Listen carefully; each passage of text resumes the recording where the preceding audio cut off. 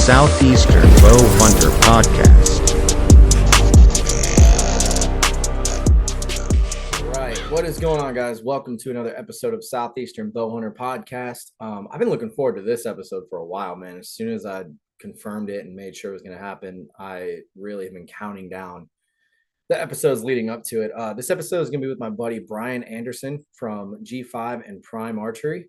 We are going to be talking about the new 2026 Prime lineup, what's changed, what's new, and what you guys can expect to see in the new bows. So before we get started with that, obviously got to do all the partners. I do have a few things to talk about with some of these partners, so it's going to be a little bit longer than normal, but you guys are probably used to that by now. So first up is Osseo Gear, the camo brand that I have been using for a couple of years now, and I love it. I've been running the Wrap X, which is their new pattern, since it's gotten colder down here in Georgia. And excuse me, I love it. I mean, I have a video of a deer that I will talk about, but I have a video of me and this deer both in the same area from one of my trail cameras, and you can almost not even see me. It's so good. So I love that camo brand. I love the camo pattern, everything that Osseo does. I'm here for it. And Joe actually just killed a giant, I think it was a Kansas buck. One of the coolest videos I've ever seen. So definitely go check that out. Go support Osseo. And with Osseo and every other partner that has a code, all the codes are down in the description below, along with the website, so you can go straight to them and use those codes. Take advantage of that. Seriously, take advantage of that. Next up, Summit Tree Stands. So my climber's been working great. I cannot complain about it. I'm very excited to see what Summit's going to be coming out with next year. Definitely kind of want to not downgrade. That's not the word. I want to size down a bit. I think next year I'm running a little bit smaller of a climber, probably switch over to the hot shot or the one open shot. Mainly because the climber I'm using, I've started changing how I hunt and the positions I'm putting myself in. This climber doesn't really seem to be perfect for it. Still a great climber. And for those guys that, you just want to go somewhere that it's a little bit more open, you can get way up, perfect for that. I would like something that I'm actually able to sit down in and have 180 degrees range of motion with my bow. That's just me personally. And they do make something for that called the open shot. So that's probably what I'll be using next year. But if you are in the market for a new harness or any type of tree stand accessories, Summit's got you covered. Definitely go check them out. Next up is the Boutique. Mike's been dropping tons of different designs. Go check him out. For your custom arrow wrap needs, Berkey Bowsmith is still killing it, man. Still the bow wizard he's always been, and selling all the major brands on his website. G5 Outdoors, I know some things that I wish I could talk about right now. Maybe it'll come up in this episode, but G5's got some cool stuff coming. And I guess the perfect time to talk about it. So I have broken the 3-year buck streak or buckless streak. I killed a buck this past Saturday, and I think it was November 1st. So that's the second buck in November I've ever killed. I went 3 years without shooting one, and he's not a giant. He's a 3-point spike. I actually found that neighbors named him Wolverine, which is pretty cool. But it was one of those things where, again, I'm sure I'm going to talk about this more, but it was one of those things that it was totally a God thing. I handed everything over to him, and I, pray in the stand a lot. And one of the last prayer I said before this deer showed up was, Lord, it's been 3 years. I don't care if it's a spike ranging all the way to the biggest buck on the property. If you send him, I will shoot it. And hit a couple grunt sequences, and next thing you know, this dude comes running up the ridge, and there he was, 18 yards. Shot him with the G5 Mega Meat. Dude, I'm already reusing that broadhead. I've got it in my quiver. I cleaned it up. Only had to change 2 blades. Full pass through. Deer died within 30 yards of where I shot him. Heart shot. I think I actually got heart, a little bit of lung, and I think stomach or liver. But either way, it's one of the quickest kill shots I've ever had. And that Mega Meat totally did its job. Full, buried in the dirt. Took me 20 minutes to find the arrow. Full deployment. Blades were almost intact. There was 2 blades that were not up to my specifications when it comes down to being sharp. That didn't happen because of the deer. That happened because it landed in the dirt. And I was able to salvage one of the blades. I have replacement blades. So yeah, that broadhead is completely rebuilt and ready to rock for this weekend. So G5 makes an amazing product. There is some things coming that I don't think we can talk about just yet. But look forward to that. So G5 is killing it. The Mega Meat is still the only broadhead I've used that's 100% success rate, and that doesn't mean that it's going to stay that way. But I'm so thankful to be working with these guys. Next up is Prime Archery. Obviously, we're going to talk about the new bows in this episode, so I'm not going to cover any of that right now. Saving the juicy stuff for the episode.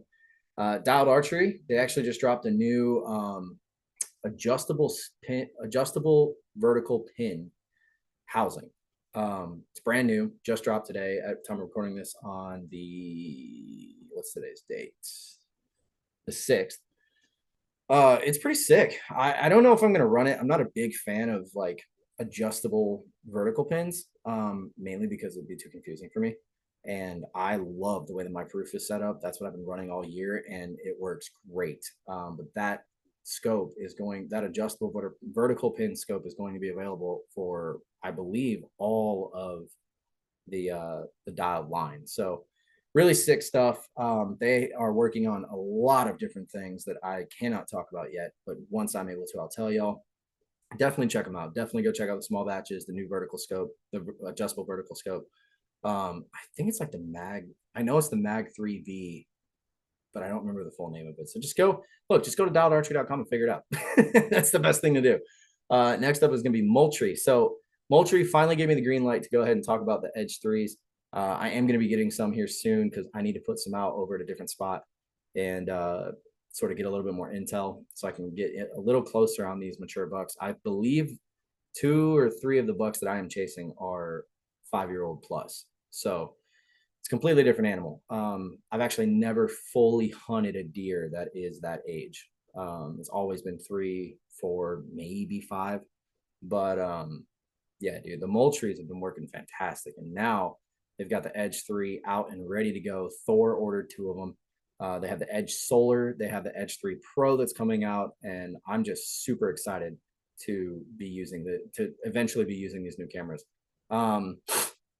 Next up is Bow Hunting League. So I mentioned it in last week's episode. If you guys are interested in becoming a state sponsor with the Bow Hunting League, especially if you're in Georgia, make sure you tell them that I sent you and sign up. It's only $100 for the entire year. You get amazing perks. You get your name, whatever it is, if it's an Instagram name or a shop name, or if you're doing a podcast or a YouTube channel or any type of outdoor thing that you do. If you sign up to be a state sponsor, your brand name will be on the back of every single shirt in the state, or every single shirt for your state that people get when they kill a buck. So you definitely want to get involved in that. Like I said, if you want to do it, click the link on the description and it will send you to where you need to go. If you have any questions, reach out to me. Make sure you tell them we sent you. Next up is Boning Archery. Vane's been working great. Sent them through a deer, sent them through my target multiple times, and they're still holding up. So super solid. Boning makes a solid vein, and I'm very thankful to have those guys on board. 1227 Productions, my buddy Brock's YouTube channel. He is actually doing a rutcation type hunt this weekend.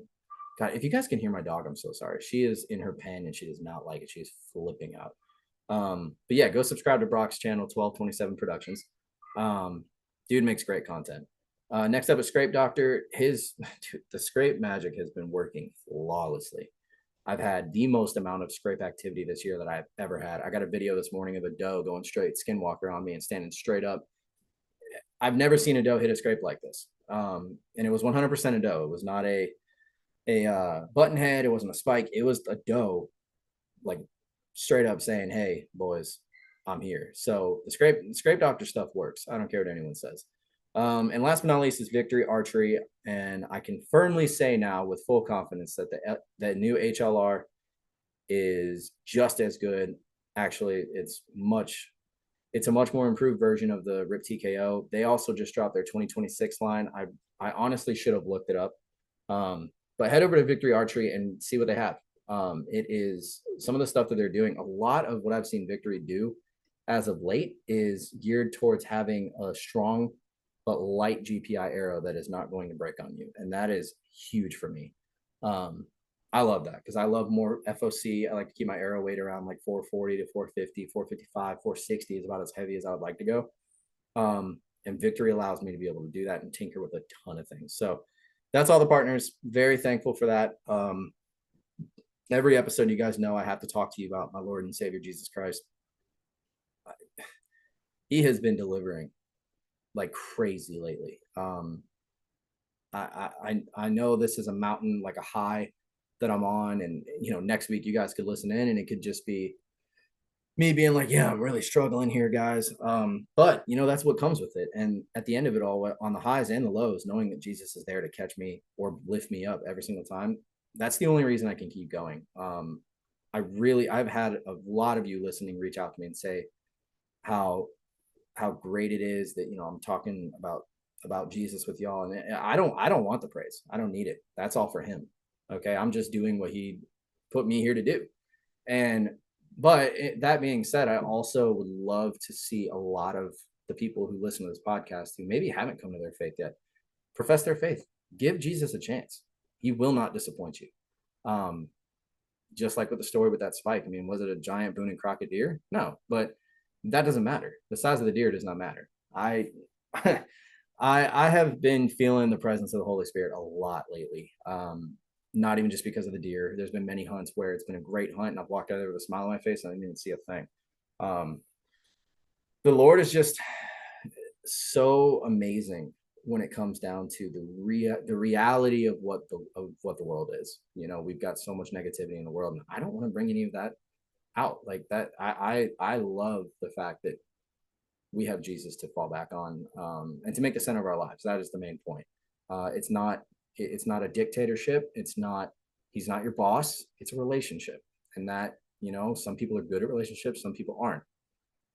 It just is what it is. You are going to have your own relationship with Jesus, and some of you will dive headfirst and you will go to church every single Sunday and you'll get involved, and maybe some of y'all become pastors or priests or whatever it is. Spiritual leaders is what I'm getting at.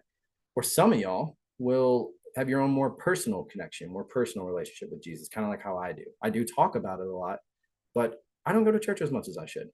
And that's my own thing that I'm trying to I guess, work through.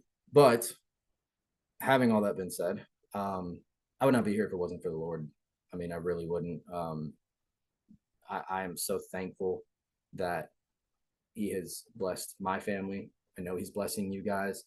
I've been seeing it all over. People telling me their hunting stories, telling me what they're going through. Seen a lot of people come into faith, and I would love to see every single one of you listening right now place your faith in Jesus. I mean, that is the best decision you could ever make. So that's my preacher moment. I know I kind of went on a rant there. It's another long intro, guys, but I'm done. Yeah, so buck curse is over. Got a spike on the ground, spike 3-point, whatever, getting him euro mounted. Shout out to Newburn Taxidermy. Chip is an awesome dude. Great guy. Does amazing work. If you want your work done, if you want a deer that looks amazing, look behind me. He did pickles back there. Best quality work I've ever seen, and most fair prices I've ever seen. So yeah, definitely go support Chip. And just thank you to everybody. Thank you to all of y'all who are listening. Thank you to everyone that's been on. And yeah, we got some bangers coming. So look, let's get started with Mr. Brian Anderson from G5. Like I said in the intro, I've been looking forward to this episode for a while. Got my buddy Brian Anderson from Prime and G5 in here again.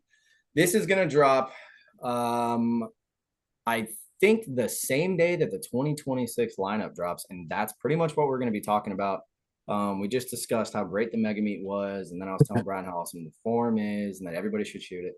Which I've been saying since I got it. But dude, before we jump into that, what has been going on with you, man? How's life been treating you? It's been good, man. It's a busy time, a little bumpy. Obviously, we were supposed to do this yesterday. Had a little car issue with my wife, but we got that taken care of.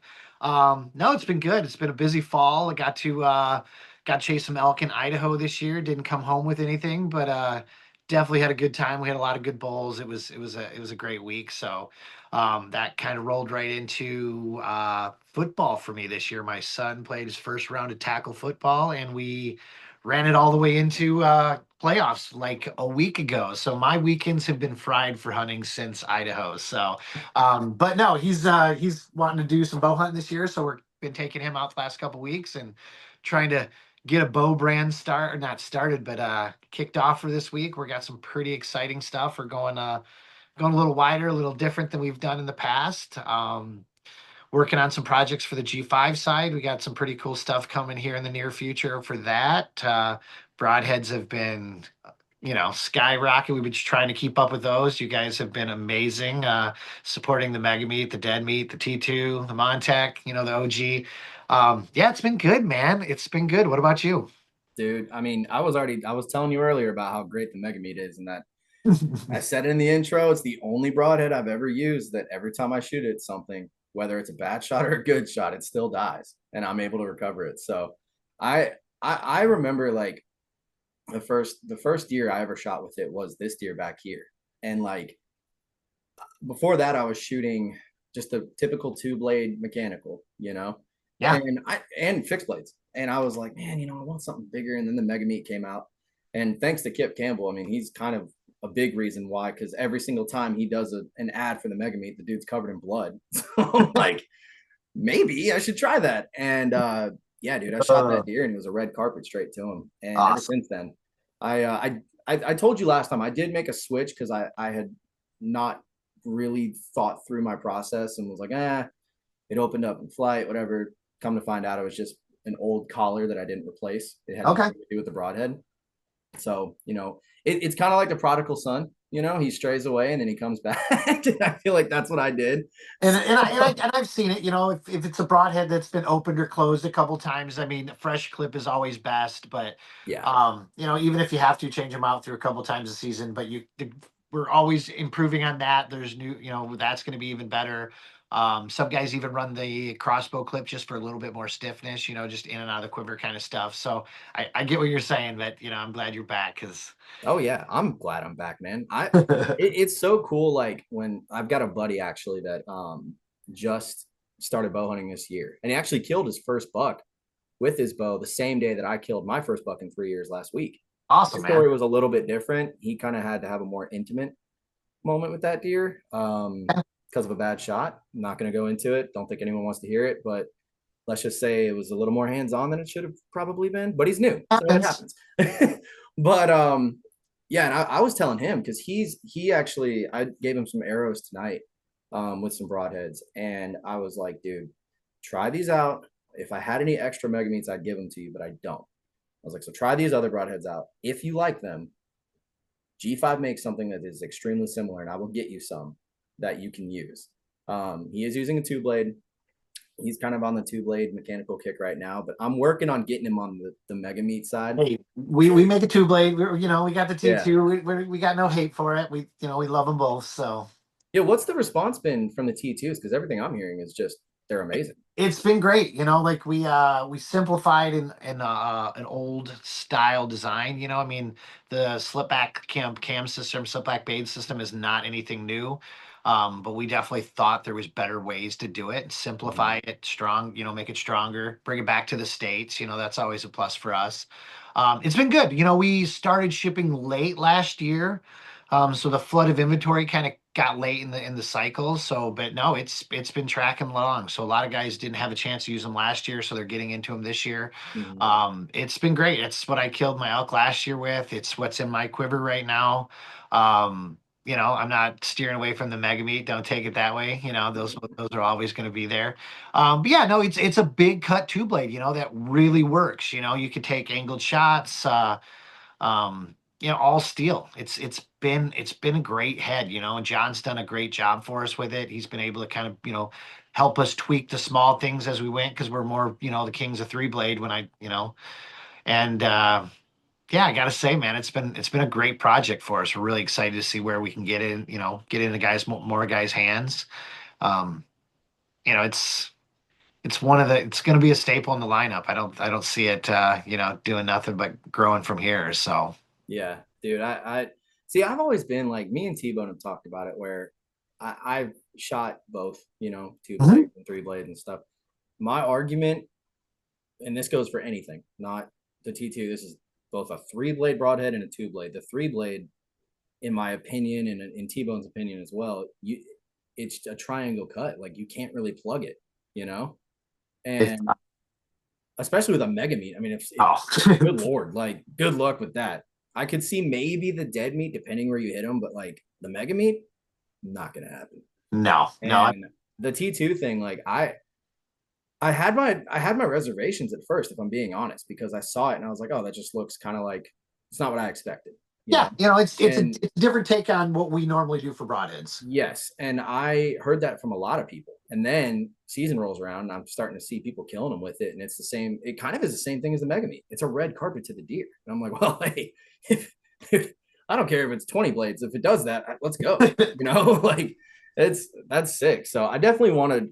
I'll probably try them out next year because we're halfway through season here, and I've got Oh, yeah, no, you know, don't go with what's trusted right now, yeah, don't switch things up in the heart of it. So, yeah, no, I had him on for elk season and I was planning on having one of the new bows for whitetail and just we kind of cut it close on bows and I didn't really have a ton of whitetail stuff lined up, so I just continued to use my form. So I just left my T2s on. So that's major reason there because it's usually elk hunting the T2 just for a little bit, all steel, a little bit more penetration on a bigger animal. I don't know if that's even thing to say because I got a ton of buddies that are killing, elk with mega meats and dead meats. So, but yeah, it was just kind of more that as the reason they're in the quiver. But I mean, there's a reason they do the job. oh yeah, yeah. They're definitely not just a one and done level broadhead. But you did a thing just now. Uh-huh. It was a perfect segue, and you said some of the new bows for whitetail. So let's go ahead and just talk about these bows, man, because Ah,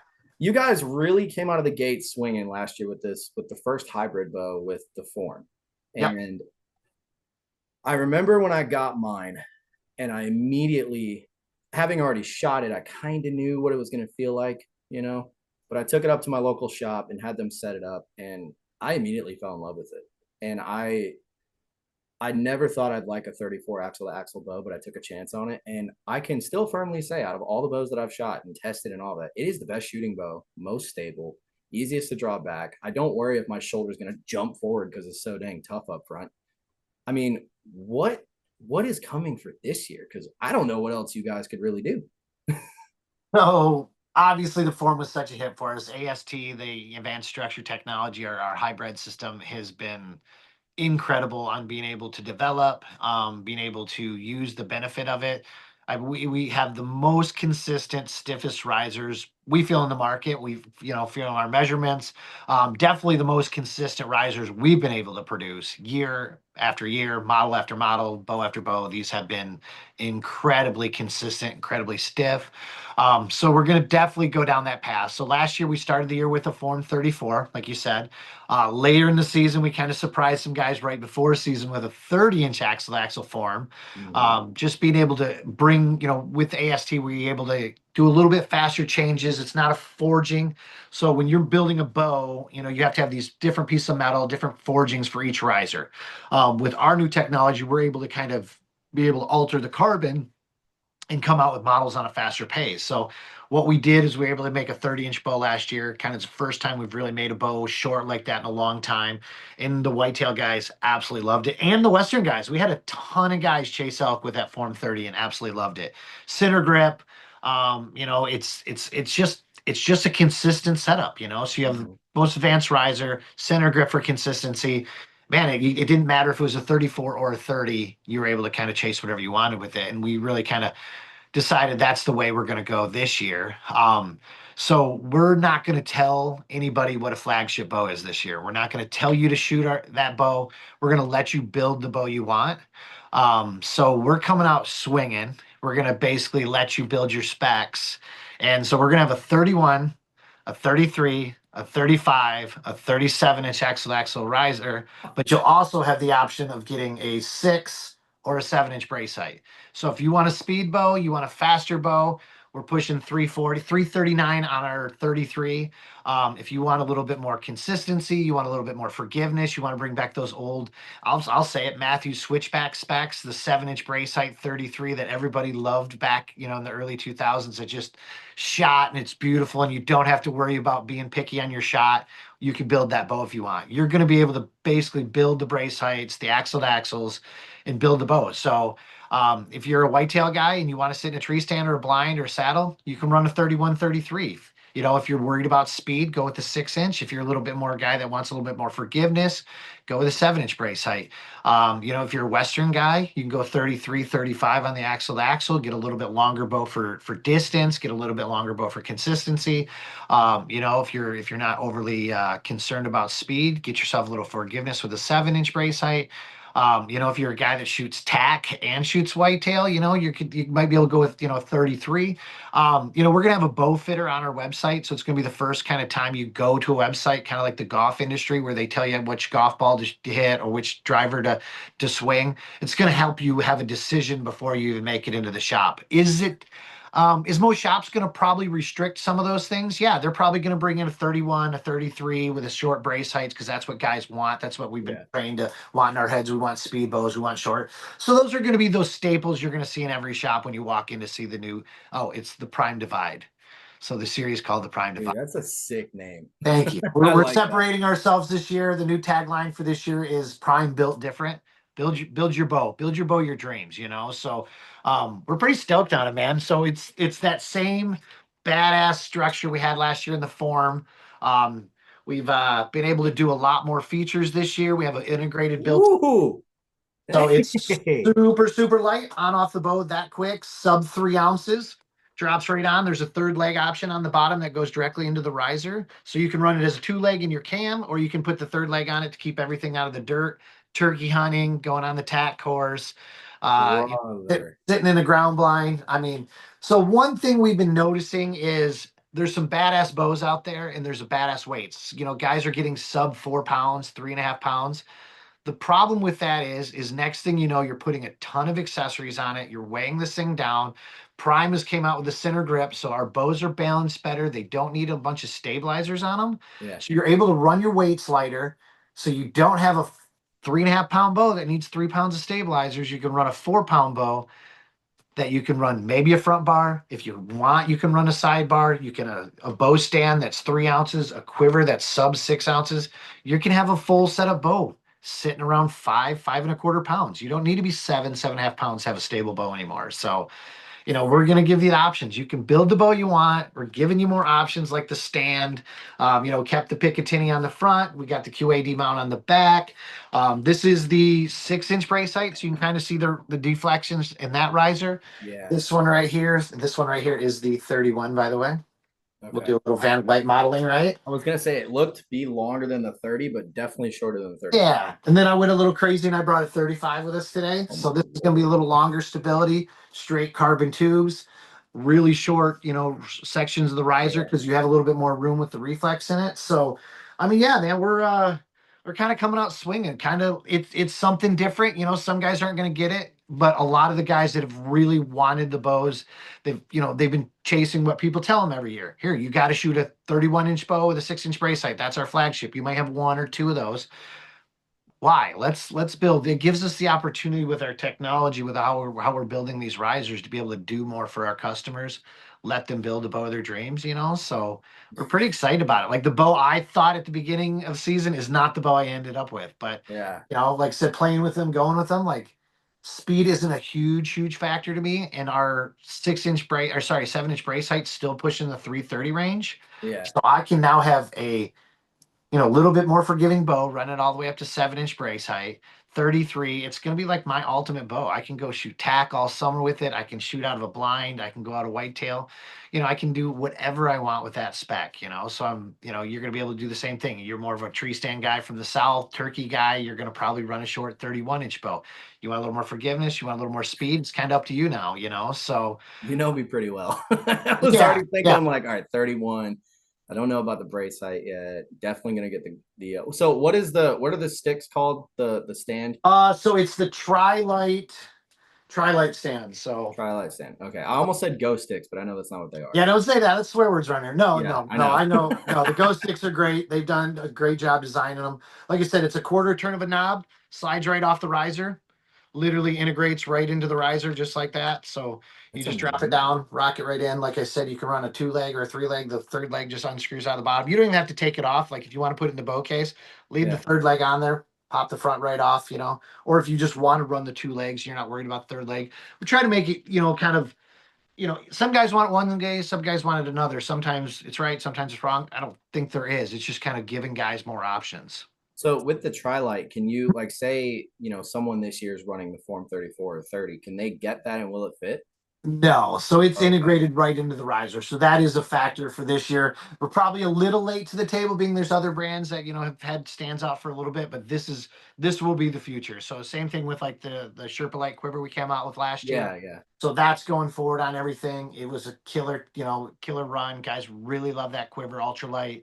We're gonna do the same thing with the Trilights, stands now. Right. So going forward, it'll be all integrated. We are looking at some options for some form guys, some RVX guys. We're working on something like that. I can't say if it's going to come to fruition or not.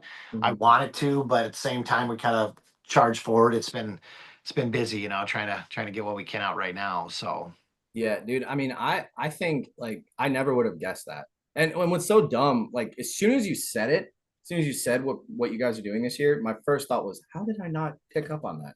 Because well, I mean, it's we some kind of people hinted at it when we did the 30-34 kind of, but uh, yeah. And I even it's nobody's done it. Nobody's gave that no, out. they And haven't. there's been a couple brands that might have came out with the same flagship with both, a couple different brace heights on it back in the day. Um, but it's very expensive for that for a lot of brands. When you Yeah. have forgings investments in that, each model has its own forging. So it's a big cost up front. It's a big cost factor to bring to the customer. So we're trying to be able to bring high end materials like carbon and things like that, and still stay reasonable on the price and give more options because of how we're doing the design work. So yeah, no, we're really excited to kind of, like I said, let a customer, let a shooter be able to build the bow he's always wanted. So That's um, amazing, man. the speeds are like you said. I don't know. I'd say it's a speed bow. It's 339 IBO. I just did a podcast with PJ this morning, and Yeah. his bow 337 with a peep sight in it. They're exactly the numbers we're claiming they are. We're not off by Amazing. 10 feet. We're not doing that. I mean, Yeah. as some of the other brands, it would be a 345, 346 bow. But we are honest and we want to do that. That is with a speed mod. They're about 6 to 7 feet slower with a standard mod. If you want more comfort, giving some more options that way. Because I don't think when we talked last time we had the speed mods available. We may have talked about it, they probably weren't available. So we came out with those kind of in between the 34 and the 30 last year. Yeah. So it just drops the percentage of let off about 2%, so about 83 down to 80, 81. And then you're getting about 7 more feet. It's got a little more oomph to it. It's not for everybody, but it does have an option there. So, but if you want to, the smooth everything that everybody loves about the Prime Core Cam, the standard mod is awesome. It's what I went with. I was kind of back and forth for a bit, and I'm like, I want to be comfortable. Yep. There's days it's going to be cold and I'm sitting in a stand, or if I'm hiking all day and I'm tired, I want Hmm. to be able to pull the bow back the way I want to. So, yeah, no, Well, we're pretty excited about the future, what we can do. It's given some opportunities. We know other brands are looking at ideas around it. We can kind of tell on that, and it feels good that some of the big boys are starting to worry a little bit. No, it's not like that. It's a yeah. competitive market. Everybody has good designs, and this is the path that we're going down. We're really excited to be able to kind of bring this hybrid, Well, out. and that what you guys are doing really does speak to what I've been talking about this entire year is like the main thing that people I've noticed, and maybe not during hunting season, but especially in the off season, when it comes on like building arrows, everybody wants to have a custom arrow build. Yeah. So now they can do a custom bow build. And it's like, okay, like I love the 34. However, there have been a couple times when I'm in the stand that I go to move, and because it's so long, and probably because I'm running a sidebar too, which I don't know if I probably don't need to, but whatever. But I have bumped that bow a couple times. I'm like, well, I know that I'm not mad at it. I mean, it still kills, right? Still a comfortable, super awesome bow. But if it was just a little shorter, I wouldn't have that happening. So now that you're offering that for people, the guys that did shoot the form, the original form, are going to be like, oh, well, this new divide, I can make it however I want. So I think that's great. I think that is the smartest thing that you guys could have done is make it where you can just adjust however you want. And then the brace height thing, I mean, that I I'm honestly blown away. Like I'm so excited to see what people are doing with these. I mean, are there okay, so these are the same core cams, right? Same core cams as last year. Like we love the core cam.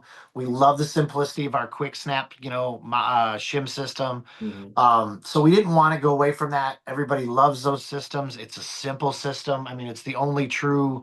I don't even know. It's kind of an unverbaged cam. Like it based the inline cam. You're putting the cables behind the string. It's the only true cam that all three strings and cables are lined up. So we didn't want to get away from that, and we're going to probably be able to work that into technology for the future. We're not getting away from that. There's a reason, we had the original parallel cam to start. This is our what we feel is the closest, in the industry to that system, in a simpler package. So we're not going away from that right now. I mean, there'll be improvements to the core cam in the future. If we're gonna do the right things. We're not gonna jump into things that we think just sell product or do that. We Mhm. want the right things. We're not gonna jump into a tuning system if we think it's gonna affect somewhere else. We're gonna do the right steps in the right moments. If it's something that we want to change, it's gonna be for the better in all the factors. It's not gonna be better for this, but it's gonna have to we're gonna have to work on. I don't say work on that, but we don't want it to be questionable on something else. And Mhm. that's we're watching a lot of the industry is putting a lot of features into bows, which is great. And I think tunability is a major factor for the industry. But if you can make a more consistent product from the start, a more consistent, stiffer riser, things like that, the ability to tune is less needed. Simplicity of going out in the backcountry and not having to worry about an Allen wrench coming loose or some of these things is still a major factor for us. So we're going to try to stay as simple in that stuff. Do we see ourselves being adding more features when it comes to that in the future? Absolutely. It's just got to be the right move for us as we feel it's going to make sure that the customer is going to have the best experience they want in the field. So um, yeah, so it's same cam, same limb, same pocket system. We did do some features into the bows. We redesigned the rubber so it looks the same, but we went through material changes for quieter, dampening for the vibration in the bow, dampening in the string, quietness, things like that. So we have gone through that this year, and that is going to be an upgrade for us this year. And also we have an isolating material inside the tubes now. Basically didn't really add any weight, but kind of being able to isolate some, if we felt there was any vibration or anything coming through there, we got basically a dampening system through the tube now. So just trying to, little things every year to make sure the system gets better and better and better, So Yeah. we had a lot of guys last year that were kind of questioning, will it hold up? We've had zero, zero issues, zero failures. We're really excited about that. We're excited to kind of tote that. We're doing some testing internal right now that we'll show on some of our social pages. I don't know if any of you guys that listen to this follow MFJJ. He basically shot one of our bows in half with the. It took three shots. One skimmed off of it. One punched the Oh, tube. The bow still held together. you The beat me third to it. one the third one, it finally broke the bow, but to show how tough our system is, and it was never the bonding, it was never the components between the riser and the carbon and the aluminum. I know that was a factor people were a little worried about. Yeah. I can't show you. I normally show guys on these little things. Is we had one of our guys that received a bow that got ran over by a UPS truck. The aluminum bent, the carbon was Oh wow. straight as can be. So, when you have over 10,000 pounds on your bow and they're still holding up, shit, we're excited about that. We had one of our videographers drop a tree stand or a saddle for a harness completely down on his riser. It took a little dink out of the aluminum, perfectly straight, pulled it up the tree. We're really excited how tough this system is and how strong it is. Not last week, 3 days ago, 2 days ago, man, my week's blending together. We picked over 7,000 pounds of steel pipe, steel bars up with our riser. We're going to show how tough this system is. So a lot of Oh, this stuff will, absolutely. on our social media here in the near future, but over 7,000 pounds. We maxed our fork truck out. We couldn't lift anymore. I mean, literally just a cart right around our carbon tubes. Our riser, a strap up, a strap down, over wrapped around, like I said, 7,000 pounds of steel pipe, not steel pipe, steel rods. Um, like no problem. It's tough, it's consistent. It's ultra light. We're at 4 pounds. The cool thing about the new bow is too, from 31 inches to 37 inches, less than a quarter of a pound difference. 3.1 pounds, sorry, 4.1 pounds to 4.3 pounds. That's insane. 6 inches of grain rise in the bow. So like a 31-inch bow, it's light. It's Yeah. 4 pounds right on, you're pretty much right on the button. Feels like a 4-pound bow. You pick up a 37-inch bow, expecting to go 5 pounds plus, like most of the target, most of the long stuff. It's cool. It still bounces, with a center grip. Um, you're going to be able to buy a light bow, save money by not having to put as much time, weights and money into stabilizers. Um, and you can stay light. Buy a light bow that stays light. Don't buy a Yeah. 3.5 pound bow that you got to put 3 pounds of stabilizers on.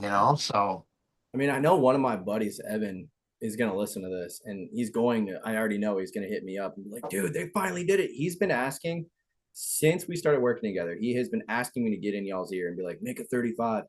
And I was like, "Dude, they might. I don't know." And then y'all came out with the 30, and I was like, "I don't think. I think they went the other way for you."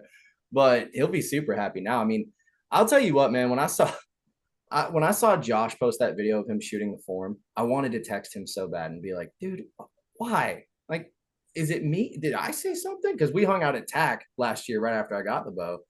And I was like super stoked on it. I'm like pushing him in his face. I'm like, dude, look at it. Check it out. It's got the RCO and all that stuff.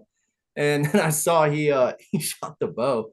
I started cracking up when he shot it the first time and it just skipped off the carbon because I'm like, yeah, you ain't gonna break that thing. And next thing you know, he sends one straight through it. And I'm like, okay, well, it's carbon. What do you expect?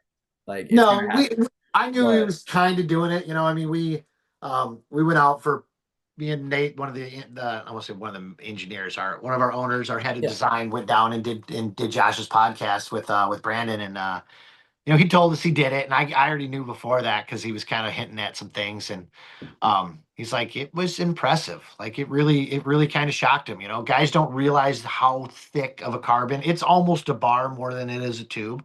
To take an iron will, a heavy, strong broadhead, and be able to glance it off of the bar, was impressive. Pinwheeling the second shot right through the tube and still yeah, holding a 70-pound bow together is impressive.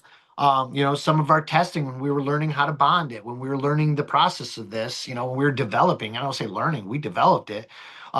We had a bow that slipped. It broke one of the bonds, and we still cycled it for another 100,000 cycles.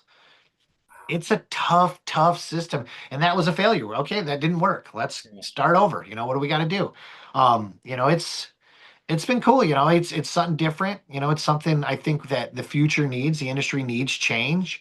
Some people are a little slower to adapt, but I understand that. You want us to come out there and prove that what we're doing and what it could be the future, and not could be. It's the future. yeah. Carbon's a major factor, and we wanted to use carbon the best way possible, and in a straight linear motion is the best way to use carbon. Not saying the other ways are bad. We Yeah. just want to have the best.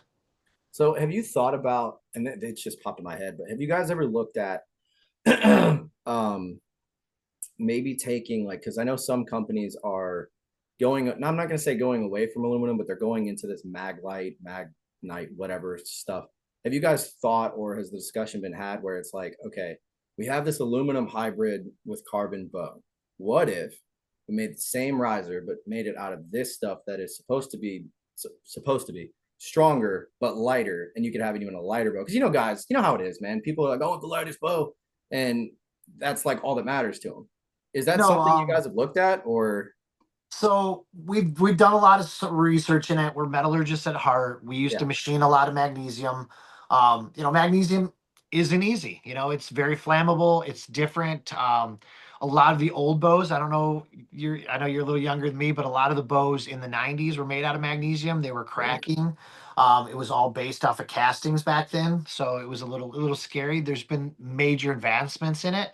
Yeah, no, we've that's kind of why we didn't just call it a aluminum carbon riser. It's why we used the verbiage AST, advanced structure technology. Yeah, If we feel magnesium or magnite is expeditions proprietary blend, um we'll look at it. Yeah, no, we're okay, the possibility of being able to use the sections up by the top of the pockets as magnesium, or if titanium is a factor, it's how we're building bows. We'll be able to use those materials like nobody else has ever been able to. It will definitely take out weight. Magnesium isn't the strongest. It's stiff, but it's not necessarily the strongest. Mhm. So if we put it in spots that definitely didn't necessarily need strength but needed stiffness, we could, advance to it in that. I don't think we'll ever completely get away from aluminum. You don't know that, but I mean, yeah, we're going to look at materials too. I mean, the next advancement in the industry, I think, is going to be materials, and Yeah. why you're seeing carbon as the next advancement. Um, people still like fully machine stuff. People like that tool. People like knowing that it's not bonded or Mhm. not, like any other carbon riser in the market. It's 50 to 100 pieces of small carbon, bonded together. I don't think a lot of people know that, a lot of Yeah, little I bits didn't know that. inside of it, they're all hand laid. It's a very cool process, Hmm. but it's a very hand laid, very intensive process instead of, using like an actual machine rolled carbon like we're using. So to be able to use advancements in stiffness and things like that, I mean, yeah, it's definitely a possibility for the future.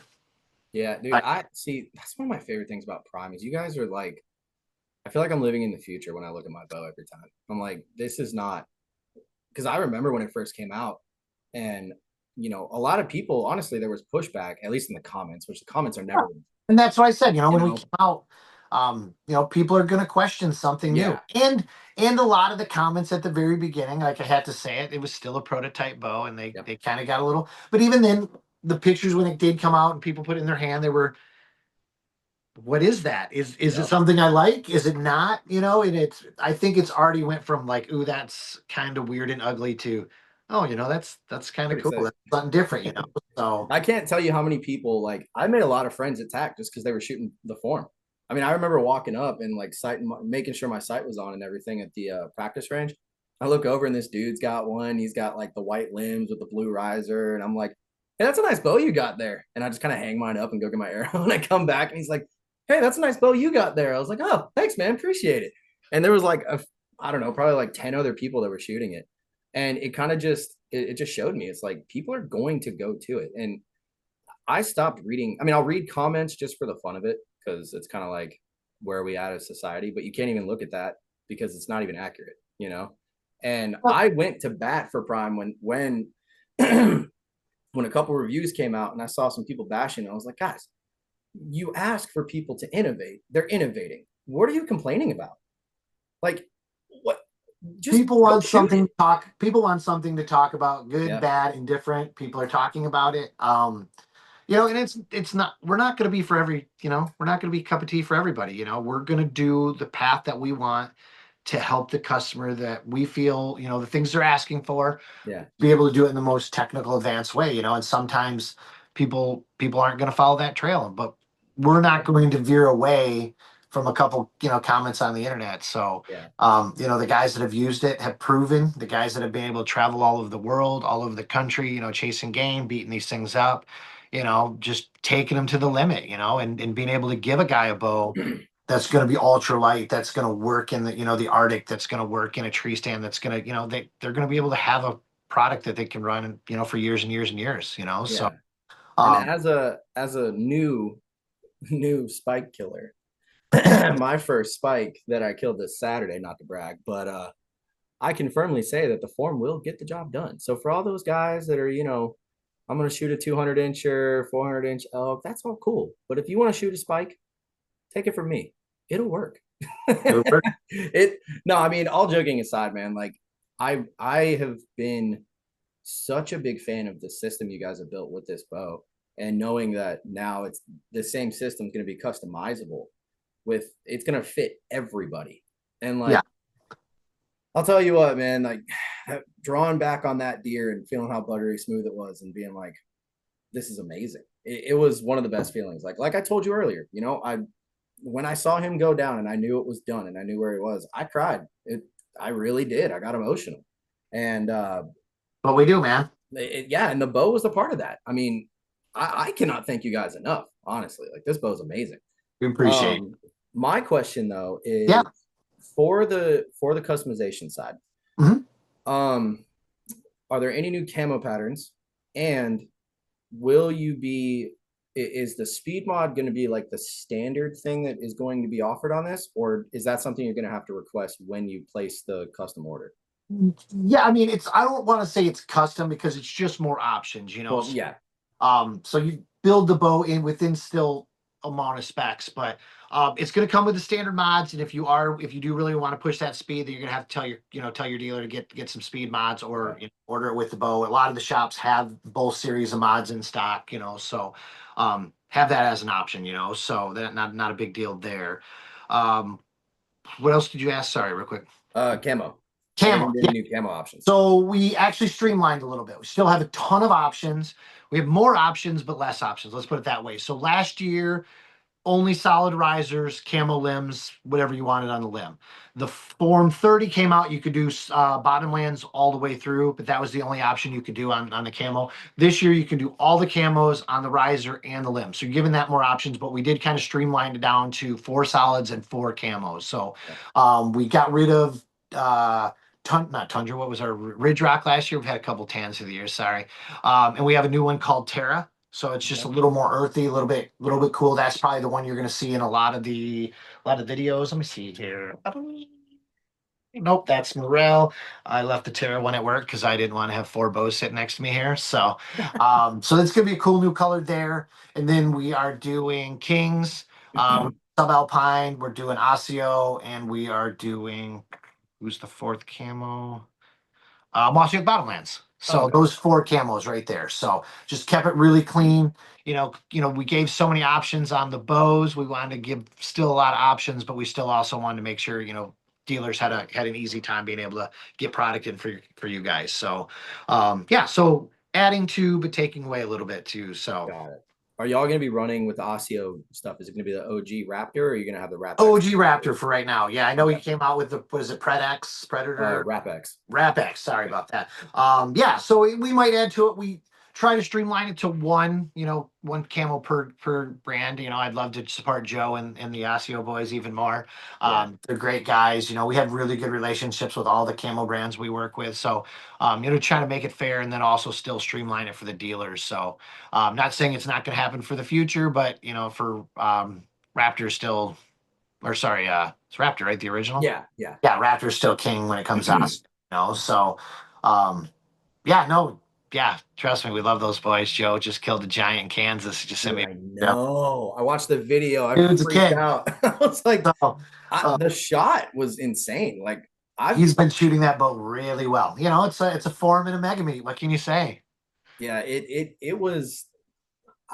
So in the past 2 days, I've watched the Hunting Public most recent video where Aaron had one of the biggest bucks I've ever seen on camera. And me personally, I would have taken the frontal shot. That's just me, whatever. It's a tough decision, man. But then see, before I watched that, I watched Joe, and he took down that Kansas buck with a frontal shot. I'm like, dude, just get it. Like, that's like a 190-inch deer. Shoot him.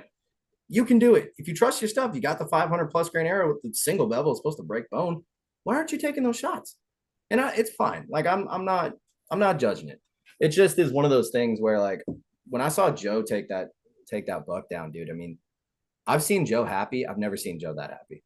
Like, it warmed my heart to see him. I was smiling ear to ear when he was like, dude, he's down right there. And I'm like, that's my man. I'm like, dude, I'm so happy for you. But yeah, man, dude, I can't even wrap my head around like the options that this is going to provide. Okay. So let me ask you this. The camo or I guess the colorway options, is it going to be just the aluminum, or are we going to be able to get the carbon tubing in camo? Carbon's still natural black carbon, right? Okay. It's limbs and riser only. Limbs and aluminum parts of the riser right now. So is there a reason that y'all aren't like doing the carbon as well? I'm assuming. No, we've looked at options of carbon. Right now the most consistent right now is pure black carbon. You add colors in there. There are ways to do it. So we'll look at that for the future. We're working on some things for tax season that might give us some options maybe on that. I don't want to put any promises or anything out there Yeah. like that. We're, right now just consistency in carbon. We want our carbon to be consistent, and stay in black. Say, is the same right now. There are some brands out there. I don't know exactly. I don't want to say many names, but I know there are some guys making like extra wide aero wraps that are wrapping the carbon tubes now. Yeah. So that's pretty cool. So there are some guys doing that, or if not, talk to your local custom aero wrap guy. Just get the dimensions, and they can wrap that up if somebody wants to add a little custom touches to it. I mean, I can give a shameless plug to the boutique. I know he makes them. I think he does, right? His stuff is freaking rocking, dude. I don't even, Yeah. no Dude. affiliation. I think he's one of the best artists out there. I think it's a pretty cool brand, I like, Oh, yeah. I mean, I won't custom build anything without his stuff. Like So, his stuff, I've been working with Mike for a little over a year now, and his attention to detail and the customization he can do, it's insane. That's why I was almost saying, I was like, man, what about the carbon tubing? Like, if you don't want to hydro dip it or anything like that, reach out to Mike. I'm sure he'd make some type of design that is prime specific, But right now we're proud of showing the carbon off for the only true, carbon exposed bow. Maybe we'll get sick of that at some point, but right now we're really proud of showing the carbon off. So, oh yeah, I mean, I look at this bow so much, dude. When I'm sitting in the stand, sometimes we all do. I'm just like, that's a beautiful bow, dude. Like because it's so different, and it's funny because I'll go to the shop and it's like, okay, you have all the brands, and I'm kind of just like scanning, and I immediately will stop on the form that they have in stock. And I'm like, it sticks out. It just completely sticks definitely out. You notice it from across the room. There's no doubt about it. Even attack, dude. Guys that are 200 yards away, I can see if they're shooting, a whatever brand bow. If it's a form, I know immediately. There's no question. Like, oh, is that a Matthews or Bear? What is that? And then you walk up and it's whatever brand it is. Like, you can tell a form from, or I should say, now you can tell a divide. Exactly. I keep saying form. Dude, that is so sick. I mean, is there anything else about these new bows that we need to know? No, we've gone through the rubber, gone through the new stand, options. They'll be in stores next week, or today if this is dropping on the 12th. So, we just ask guys to go out there and, get your local shops, put one in your hand, ask your local shops if they don't have them, see if they can get them. We're excited to get more primes in more hands. It's I think, going to give more options. Guys that didn't necessarily have an option for prime, longer draw length guys are now going to have some options. So, like, I got a buddy that's, oh God, Carvin's like 6'5", 6'6", maybe, if not taller, and he's always had to shoot a longer axle bow. He's shooting the 33 7-inch brace height. Being able to kind of doing some of that stuff is going to be more of an option. So, if you're a guy that did I talk about the bow fitter at all on the website?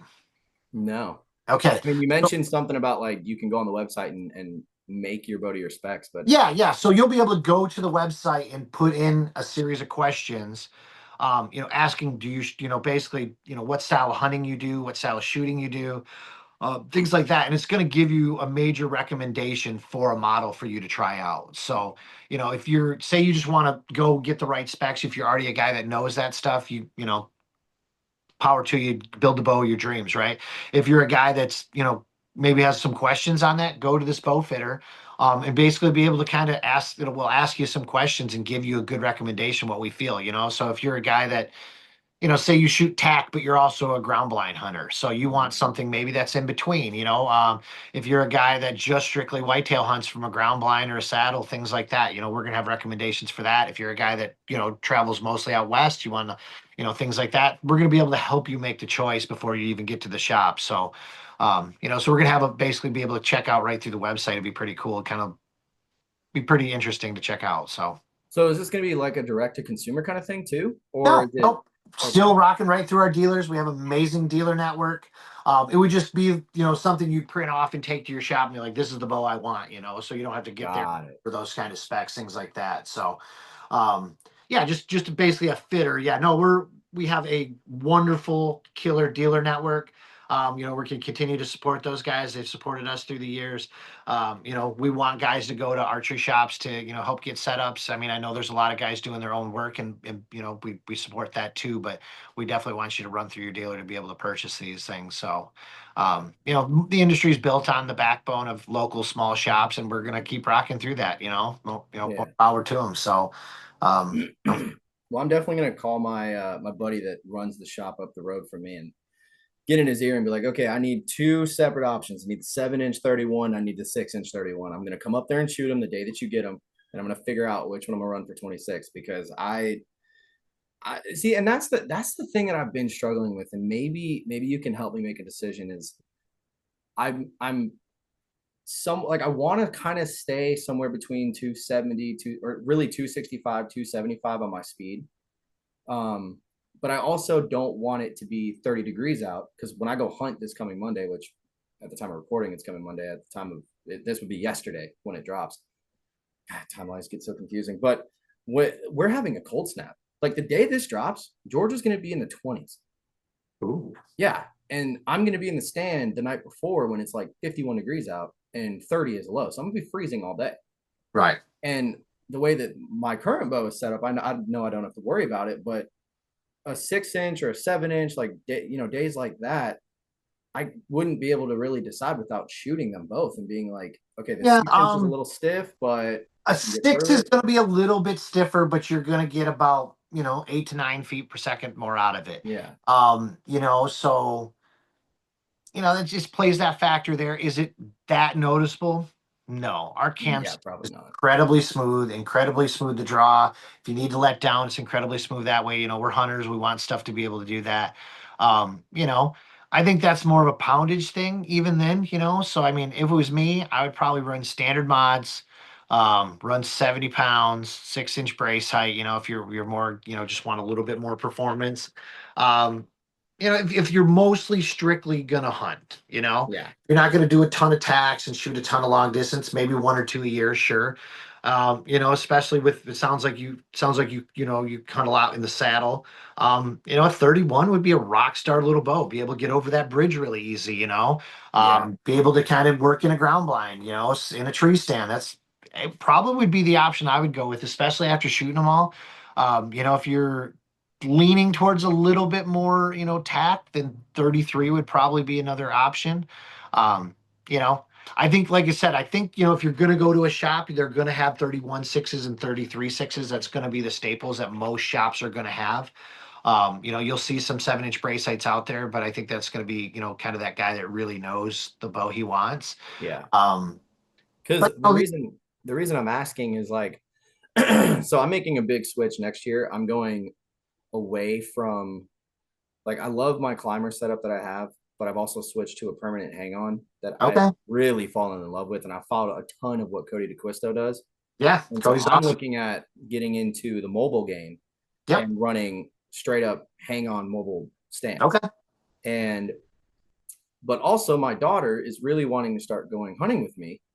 And so I'm going to be buying a ground blind. And I'm thinking, well, dude, if she's with me, I want to have something that's going to fit in that. And also if I'm hunting mobile, I'm the highest that I've gone in that one hang on is like 12 foot, maybe. And I'm like tucked away and all this other stuff. So I'm thinking, a little more compact. And if I'm going to be up that high and I want it to be, but that's the thing is I want the draw to not be, harsh, right? Like smooth. So I'm kind of leaning towards the 7-inch 31, but I don't know because I haven't I mean, shot it I yet. think you're definitely well within those range of speeds you talked about. Yeah. I don't think that's an issue right there. So Okay. yeah, no, I think it's Are you guys going to offer an 80-pound 7-inch 31? oh yeah. Oh, that might be the fix right there. How would that even, have you shot that yet? Have you shot that configuration? I haven't shot a lot of 80s this year. No. Okay. I've shot a couple. I shot a 33, two 33 80s that I set up early on for guys, and it's smooth, man. That 7-inch brace height is butter. I just set up one of the owners went on a South Dakota mule deer hunt not too long ago. I set a 33 7-inch at 70 for him. Oh no, 60 it was a 65, 66 pounder, man. Mhm. That butter, dude. The sevens are Hmm. butter.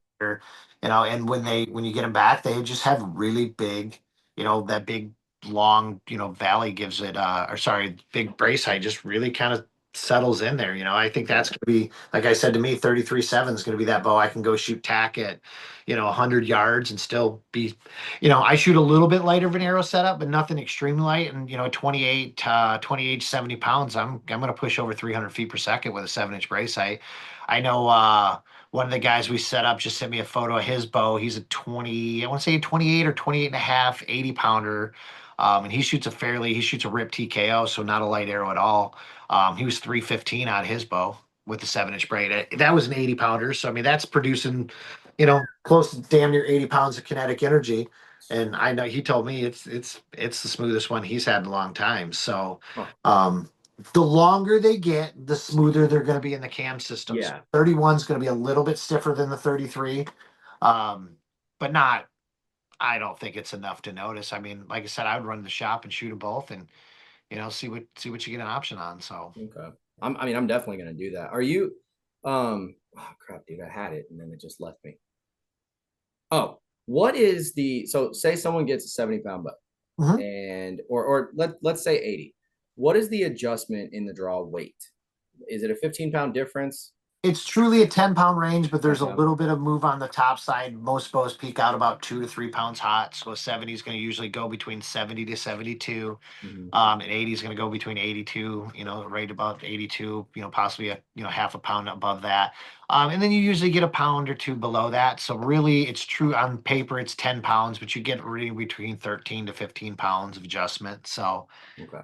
you do want to tend to stay towards the max, if you're gonna, buy an 80 pounder, shoot it between 75 and 80. Don't, not saying you couldn't back it down to 70, but you're going to lose a little bit of performance. You're going to lose a little bit of gain some brace height, lose a little axle. Parallel limbs don't nearly adjust or change the angles like the bows did 10 or 15 years ago. Yeah. But yeah, I mean, we try to tell everybody to stay at the high range. Will they do everything they need to do at the low range? Absolutely. Gotcha. Okay. I just because I mean I'm just hypothetically thinking like to me a 75 to 80 pound like a 5 pound difference I don't really feel like it's that much different. I've tinkered with bows and stuff and gone 65 to 70, 60 to 65 whatever and it's kind of like I don't really feel much of a difference personally, but I know it's different for everybody. So I just wasn't sure I like think it's the amount of range, right? shooting, what you want to put into it, how cold you hunt. I mean, I know you talked between 50 and 30 and you said it was cold. I mean, you come up here in January and it's, -12. I Oh, think I know.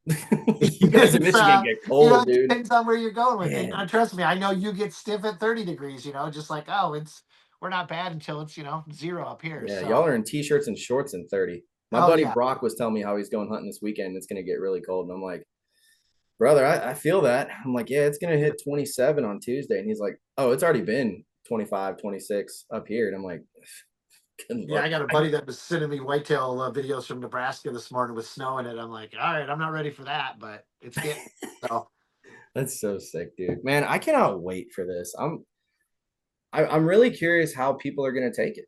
Yeah, Honestly, it's gonna be interesting. The dealers are pretty excited. All the dealers we've talked to, all the guys that have had bows in their hands for reviews. So I mean, besides listening to this podcast, go check out Lancaster. Go check out Podium Archery. Go check out Mike's Archery. Let's call out another one. Extreme Outfitters, Justin yeah, at the River.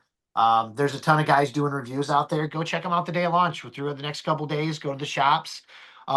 It's pretty impressive. We're excited to really kind of put that ability for a guy to be able to build his own bow back in his hands. So. yeah. Have you sent any of these guys that do reviews an 80-pound bow or no? No. So Okay. everybody truly does them off of IBO speeds normally. So 30-inch, 70 pounds. Some of the guys will bump down because most guys aren't doing that. I mean, there's plenty of 80 pounders out there. We Yeah. shipped a ton of 80-pound forms last year. So, it's going to be as smooth as that. I think guys are really excited. I memean, I've shot 80 pounders. I'm not going to do it. I want to Yeah. shoot 72, 73 on the top side. Just, everything I do, it's my sweet spot. Not saying don't go out and do it. Yeah. And there's I options. just I wouldn't want to get like my thing is I have a buddy, okay, that shoots 90 what does he have? He's got one of the older Hoyts that he did something with him. He's got it at 93 pounds. Yeah, there's some of the old bows you could twist up and do some things, Yeah. you know. And we were shooting before season, just sighting everything in, just hanging out. And he's like, hey, man, go shoot my bow real quick. And I'm like, is that the RX3? He's like, yeah. He started laughing. I was like, what's it up to now? Because he'll call me every week. He's like, man, I got this thing at 92, 93, backed it down to 85. I shot his bow one time at 70, I think it was 75 or 78. And it was rough. And so he hands me his bow at 92 pounds. Brother, I couldn't even start it. I literally, with my release that I'm comfortable with, and he's a 31-inch draw, I think. So I'll help right there. I was so funny, dude. I'm like, okay. I couldn't do it. And I'm like, this is my take on that. You know, it's kind of the, 70-80 thing. How far on the other side of the animal do you want to shoot? How far in the dirt do you want to shoot? 6 inches, 8 inches? There's not an animal in North America that can't get put down with 50 or 60 pounds. Oh, You want a little bit more speed. You want to be able to help with your judgment, a little bit more energy on shots that aren't perfect. 70 pounds is plenty. If you really want to push it, 80 pounds is not. The bows are so incredibly smooth nowadays. It's an option. Do you want to do it without having to do it? Do the 70 pounder with the performance mods and get that, because it's speed and weight is energy. So if you can build the speed without having to build the weight, there's ways to get there in different ways. It's just kind of personal preference at that point. So like I said, to me, it's how much do you want to shoot in the dirt on the other side of the animal? I think it's just curiosity for me knowing. 100%. And I'm not saying guys shouldn't do it and explore. We build options for those reasons. So yeah. I'm gonna see if my shop is planning on getting an 80 pounder in, that just so I can test it, because all I want to know is what it feels like, because comparing it to like other heavier poundage bows that I've shot, I want to know. I mean, if I'm shooting 80 pounds or whatever it is with the divide, and it's like, dude, this feels like a 70-pound bow, but I'm pushing 300 excuse me, guys. You know what I'm saying? Like 315 foot a second with a 450 grain arrow. That's insane. Because I'm 28 inches. Like if I can get that, that's wild. But do I really need it? No. It's doable. Yeah. And I think that's why I'm like, I just want to try. I just want to try.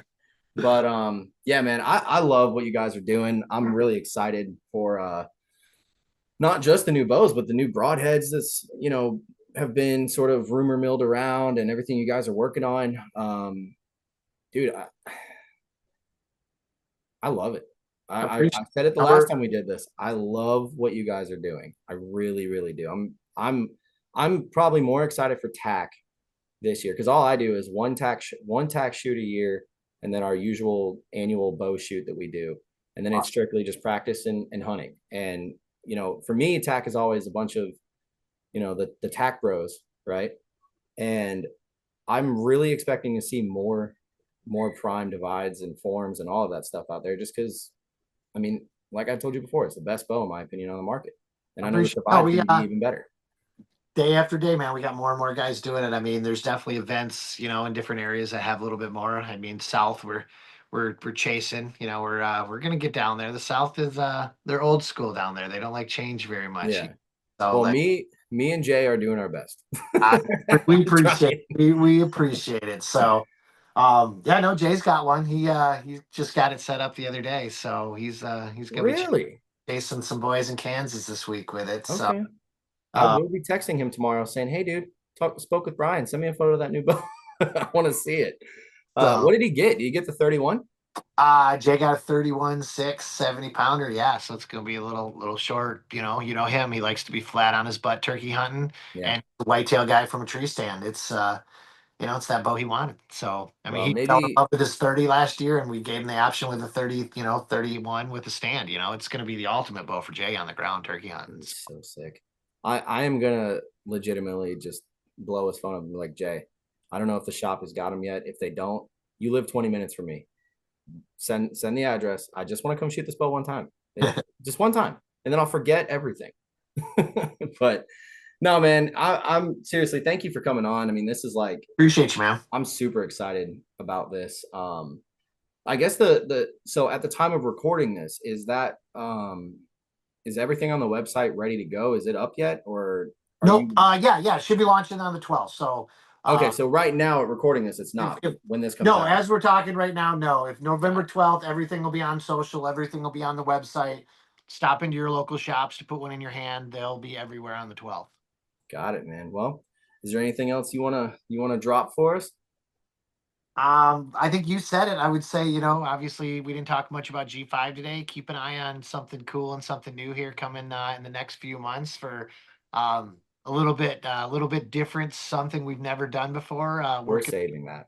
Working with one of our trusted partners on this. We're really excited to bring this out, and I think it's going to bring a lot of fun to archery. I think so it's a category we haven't been in on the broadhead side, and I think it'll be pretty cool. So keep an eye out for that. Like I said, I appreciate you guys. I appreciate you giving us the time. Appreciate putting a prime in your hand.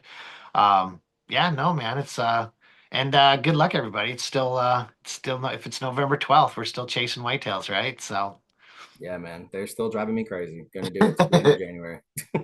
amen. Appreciate you, man. Thank you for coming on. Thank you for everything you guys do, not just for the podcast, but the hunting industry and these guys that are shooting these bows. I mean, y'all knock it out of the park. I mean, you really, really do. So I Appreciate- can't thank you enough. My Spike can't thank you enough. And my freezer that's gonna have meat in it now can't thank you enough. So but yeah, man, we'll I guess we'll just have to do another episode once the G5 stuff catches up and Cool. Yeah, let absolutely. these people know what's going on. Yeah. All right, cool, man. All Thank right, you man. again. Thanks, buddy.